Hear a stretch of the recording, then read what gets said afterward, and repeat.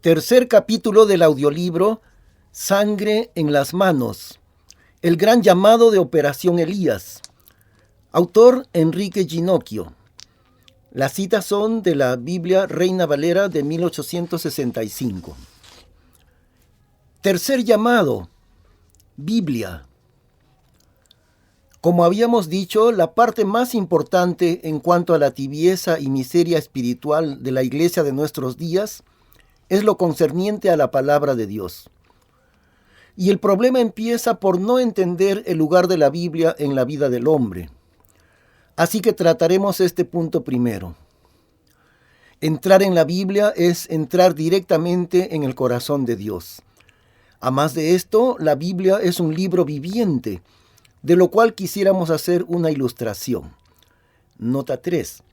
Esta ilustración fue usada originalmente por el pastor Jeff Adams, Kansas City Baptist Temple, Missouri, Estados Unidos, en su serie de sermones Taking the Mystery Out of Bible Study, develando el misterio del estudio de la Biblia.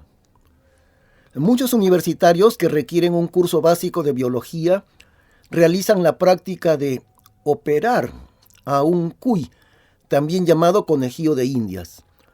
Yo mismo pasé por esa extraña experiencia. Nuestro profesor metió la cabeza del cuy en un frasco con cloroformo o algo por el estilo. Entonces el animalito quedó igual que con anestesia general, sin sentir nada de nada. Luego nos ordenaron cortarlo desde el pecho longitudinalmente y pudimos examinar sus entrañas vivas, mientras el profesor nos explicaba el funcionamiento de su corazón, latiendo con fuerza en medio de nuestros dedos. Esa experiencia inolvidable y única, al sentir en nuestras manos la pulsación de la vida, nos puede ilustrar qué significa ingresar en la Biblia. En ella tiene usted el corazón latiente de Dios mismo. Los libros del hombre son libros muertos. La palabra de Dios tiene vida, la vida de Dios a través del Espíritu Santo. Así también lo leemos en Hebreos 4, 12 y 13. Porque la palabra de Dios es viva y eficaz, y más penetrante que toda espada de dos filos, y que alcanza hasta partir el alma y aún el espíritu, y las coyunturas y tuétanos, y que discierne los pensamientos y las intenciones del corazón. Y no hay criatura alguna que no sea manifiesta en su presencia. Antes todas las cosas están desnudas y abiertas a los ojos de aquel a quien tenemos que dar cuenta. Ella, la Biblia, tal como lo hace una persona viva, discierne los pensamientos y las intenciones del corazón.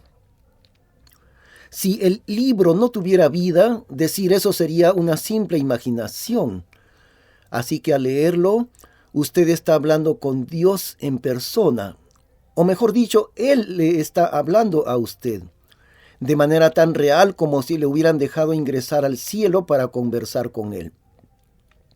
Por eso el pasaje continúa diciendo que no hay nadie que se escape al escrutinio de Dios en la Biblia, sino que en ella todos estamos desnudos y abiertos, sin lograr encubrir nuestras maldades, a los ojos de quien un día nos tomará cuentas. Siendo un libro viviente, el hombre está hecho para sustentarse de la palabra de Dios. Tan esencial es ella que constituye la luz, el agua, el alimento. Además es la ley perfecta, la justicia eterna, el espejo y la poderosa espada de dos filos. Salmo 119, 105, Isaías 55, 10, 11, Mateo 4, 4, Santiago 1, 25, Salmo 119, 144, Santiago 1, 23, 24, Hebreos 4, 12 y 13. Entender, pues, todo lo que constituye la Biblia para nosotros nos lleva a una aplicación muy práctica, a la obediencia de ella. Y aquí es donde tropezamos con la lamentable condición espiritual de la Odisea, porque los creyentes, y entre ellos mucho más notablemente los pastores y líderes, están dispuestos a todo menos a obedecer a la Biblia, lo cual quisiera hacer más visible con algunos ejemplos. El primer rechazo a la obediencia de la Biblia es justamente no querer aceptar que nosotros, los creyentes de esta generación, somos diagnosticados por la palabra de Dios como la peor etapa en 2000 años de la historia de la Iglesia.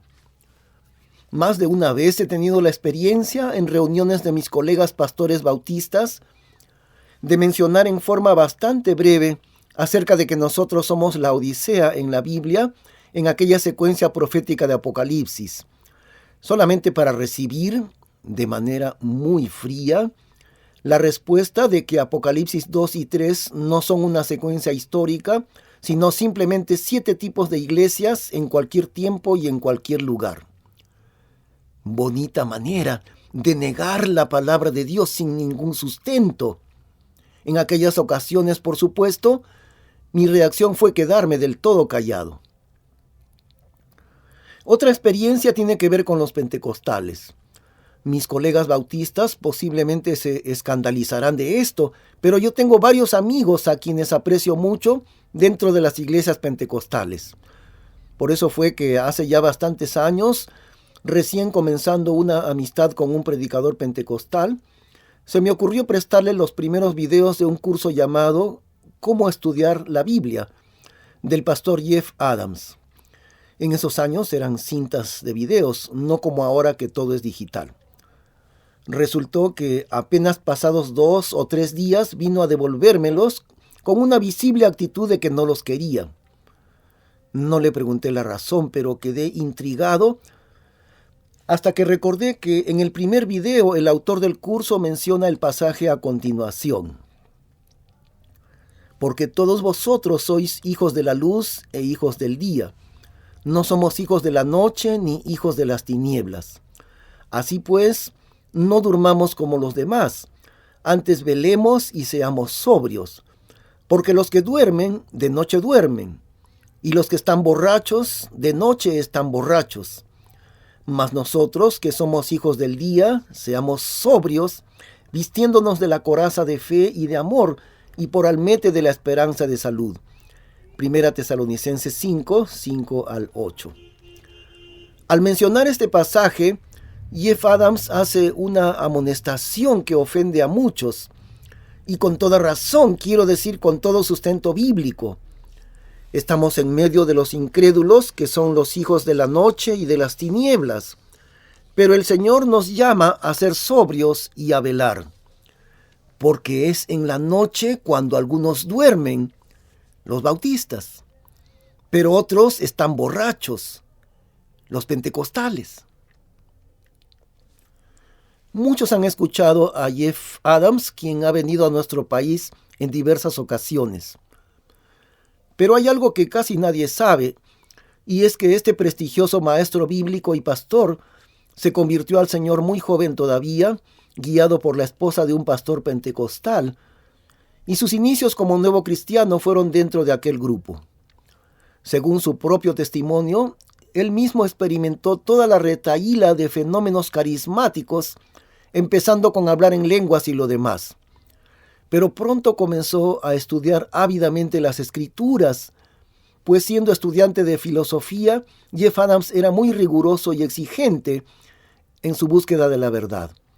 Después de analizar con mucho cuidado dicho tema dentro de la Biblia, llegó a la conclusión de que esas prácticas de las que él mismo había participado se realizan totalmente en contra de la Escritura. Fue por eso que salió de allí y llegó a ser parte de una iglesia bautista. Todavía tenemos muchísimo que hablar, no solo sobre los fenómenos carismáticos en la Escritura, sino también sobre la misma Biblia. Tanto que venimos preparando una serie completa de enseñanzas por medio de videos en YouTube, comenzando por 21 temas de discipulado bíblico, ya en proceso, y otra más extensa que se titulará El libro que nadie conoce, porque en el pequeño espacio de este estudio no alcanzaremos a decir todo lo que hace falta en cuanto a la palabra escrita de Dios. Volviendo al tema, los cristianos del siglo XXI están muy dispuestos a seguir cualquier cosa atractiva que se les presente, cualquier viento de doctrina, cualquier experiencia espiritual fabulosa, cualquier predicador que llene los estadios, cualquier cantante que les endulce los oídos. Lo único que no están dispuestos a hacer es a poner oído atento a la palabra de Dios para luego obedecerla.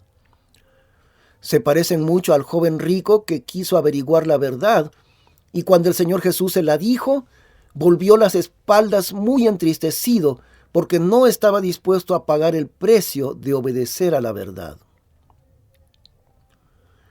En la época histórica anterior a nosotros, Filadelfia, que corrió más o menos desde 1500 hasta 1900, los creyentes daban su vida literalmente por amor al Señor y a su palabra.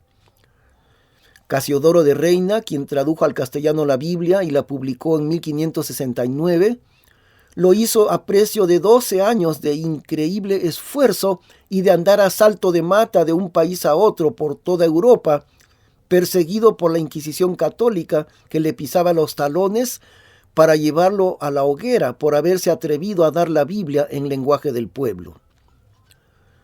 No menos digno de estar en la lista de honor en el cielo fue Julianillo Hernández, un español con un cuerpo bajito y escuálido, pero con un alma ardiente de amor por la palabra de Dios, quien a gran riesgo de su vida y durante unos 15 años introdujo los Nuevos Testamentos, de traducciones anteriores a Casiodoro, de contrabando hacia España, metidos a veces en supuestos toneles de vino. Inició todo un movimiento de personas que hacían lo mismo. Capturado por la Inquisición, Julianillo comenzó a ser torturado de forma cruel, pero demostró una fe y fortaleza increíbles, hasta que lo quemaron en la hoguera el 20 de diciembre de 1560, momento en que no mostró en absoluto ningún temor. Nota 4. Referencia del curso Historia de la Biblia e Iglesia por Enrique Chi, ya mencionado. Ahora queremos hacer una comparación entre el espíritu que reinaba en la época de Filadelfia y el espíritu de nuestros días, la Odisea, respecto a la Biblia. Primero debemos decir que la Biblia es un libro donde están escritas las palabras de Dios. En ella hay, claro, multitud de enseñanzas y de verdades, pero la base constituyente de ellas son las palabras. Cada palabra fue colocada expresamente allí por el Espíritu Santo, y esa es la gran diferencia con el desviado concepto que prevalece hoy en día acerca de la Escritura. Veamos lo que dice el Señor Jesús al orar antes de su muerte. He manifestado tu nombre a los hombres que del mundo me diste. Tuyos eran y me los diste a mí, y guardaron tu palabra. Ahora han ya conocido que todas las cosas que me diste son de ti, porque las palabras que me diste les he dado, y ellos las recibieron y han conocido verdaderamente que salí de ti, y han creído que tú me enviaste. Juan 17, 6 al 8. El Señor menciona primero la Biblia entera, tu palabra, y luego 3 veces las palabras individuales que hay en ella. Las palabras que me diste les he dado, y ellos las recibieron. Fíjese el gran énfasis en cada palabra de la Biblia.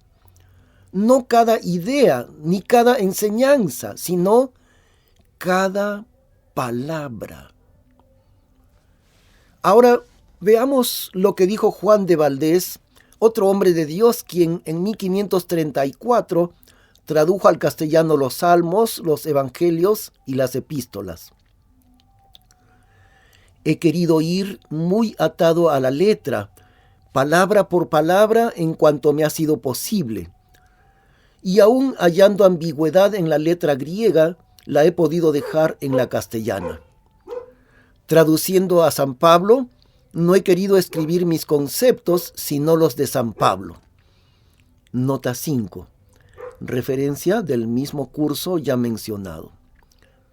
Cuán fiel era la actitud de los hombres de Filadelfia con cada palabra escrita en la Biblia, porque ahora veremos el perverso pensamiento del espíritu de la Odisea que reina en todos los círculos de los eruditos bíblicos el día de hoy, donde no les interesa en lo más mínimo permanecer fieles a las palabras que el Espíritu Santo puso en la Biblia. En realidad, el espíritu de la Odisea en cuanto a la Biblia comenzó desde el huerto de Edén, cuando el diablo pronunció sus primeras palabras. Empero la serpiente era astuta más que todos los animales del campo que Jehová Dios había hecho, la cual dijo a la mujer: cuanto más que Dios dijo, no comáis de todo árbol del huerto. Génesis 3:1. Por supuesto, Dios no había dicho según lo que el diablo habló. Desde aquel primer momento, Satanás nunca ha tenido que cambiar su estrategia para engañar al hombre. Sembrar la duda acerca de lo que Dios dijo. Aquella venenosa burla diabólica sobre lo que Dios dijo se manifiesta modernamente bien disimulada bajo el ropaje de académico o erudito y con la palabra crítica. Han hallado mucha popularidad las corrientes de la alta crítica y la baja crítica en relación a la Biblia, que en esencia son simplemente la misma historia satánica de sembrar la duda sobre las palabras de Dios en la mente de las personas. Por otro lado, y por supuesto, como siempre de manera bastante bien disfrazada, surgió a mediados del siglo XX y teniendo como autor al lingüista norteamericano Eugene Nida, la teoría de la equivalencia dinámica, que no es otra cosa que contradecir directamente la enseñanza bíblica sobre las palabras individuales que Dios puso en su escritura. Una traducción fiel, tal como lo decía Juan de Valdés y todos los traductores del tiempo de Filadelfia, se realiza palabra por palabra. La misión del traductor es trasladar al otro idioma, de manera tan exacta como sea posible, el significado de cada palabra del hebreo y del griego, que son los lenguajes originales del Antiguo y Nuevo Testamento respectivamente. Esta manera correcta de traducir prevaleció durante muchos siglos, no solo en cuanto a la Biblia, sino también en cuanto a cualquier otra literatura. Pero de pronto, un afamado traductor bíblico evangélico, en los años de 1950, afirma que la Biblia no se debe traducir palabra por palabra, como siempre se ha llevado a cabo en toda literatura, sino que basta con traducir idea por idea. Si usted se fija con sumo cuidado, querido lector, este es un concepto completamente engañoso, porque las ideas no flotan sueltas en el aire. Las ideas dependen 100% de las palabras que se utilicen. Insólitamente, este deshonesto método de traducir prevalece en todas las versiones modernas de la Biblia desde que Eugenio Nida lo lanzó a nivel mundial.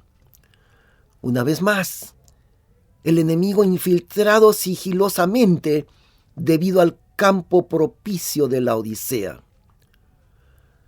Porque yo sé que después de mi partida entrarán entre vosotros graves lobos que no perdonarán al rebaño, y que de entre vosotros mismos se levantarán también hombres que hablen cosas perversas para llevar discípulos en pos de sí.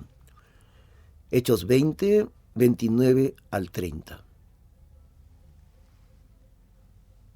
Puede escribirnos con toda confianza al siguiente correo electrónico: enrique880@gmail.com.